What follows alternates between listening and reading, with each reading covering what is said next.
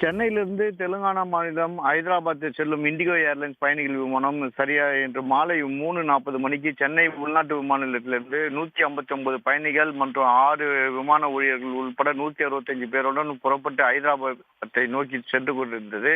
இந்நிலையில் இன்று மாலை 5 மணிக்கு ஹைதராபாத்தில் தரையிறங்க வேண்டும். ஆனால் இந்த இண்டிகோ ஏர்லைன்ஸ் பயணிகள் விமானம் ஹைதராபாத்தை நோக்கி சென்று கொண்டிருக்கும் போது ஆந்திரா மாநிலம் நெல்லூரை கடந்து கொண்டிருக்கும் போது திடீரென விமானத்தில் இயந்திர கோளாறு ஏற்பட்டது. இதனடைந்த விமானி சென்னை விமான நிலைய கட்டுப்பாட்டு அதிகாரிகளின் தொடர்பு கொண்டு தெரிவித்தார். உடனடியாக சென்னை விமான நிலைய அதிகாரி ஹைதராபாத்தை நோக்கி செல்ல வேண்டாம், மீண்டும் சென்னை திரும்பும்போது உத்தரவிட்டனர். இதனையடுத்து அந்த விமானம் சென்னையை நோக்கி மீண்டும் திரும்பி வந்தது. இதனையடுத்து சென்னையில் விமானத்தை அவசரமாக தரையிறங்கிறதுக்கான வேண்டிய சிறப்பு ஏற்பாடுகள் செய்யப்பட்டது. இதனால் விமானம் பத்திரமாக சென்னையில் தரை 4:30 மணி அளவில் சென்னை உள்நாட்டு விமானத்தில் அவசரமாக தரையிறங்கியது. விமானத்தில் உள்ள பயணிகள் அனைவரும் விமானத்திலிருந்து கீழே இறக்கி வைக்கப்பட்டு அவர்களை ஓய்வு அறையில் தங்க வைக்கப்பட்டனர். மேலும் இயந்திர கோளாறு ஏற்பட்ட இண்டிகோ ஏர்லைன்ஸ் பயணிகள் விமானத்தை பழுதுபார்க்கும் பணியும் நடைபெற்று வருகிறது. இதற்கிடையே ஹைதராபாத் செல்ல வேண்டிய 159 பயணிகளையும்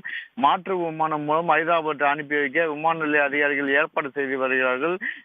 வானில் பறந்து கொண்டிருக்கும் போது திடீரென ஏற்பட்ட இந்த இயந்திர கோளாறு விமானி தகுந்த நேரத்தில் உடனடியாக கண்டுபிடிக்கப்பட்டு மீண்டும் சென்னையில் தரையிறங்கியது சென்னை விமான நிலையத்தில் வெறும் பரபரப்பை ஏற்படுத்தியுள்ளது.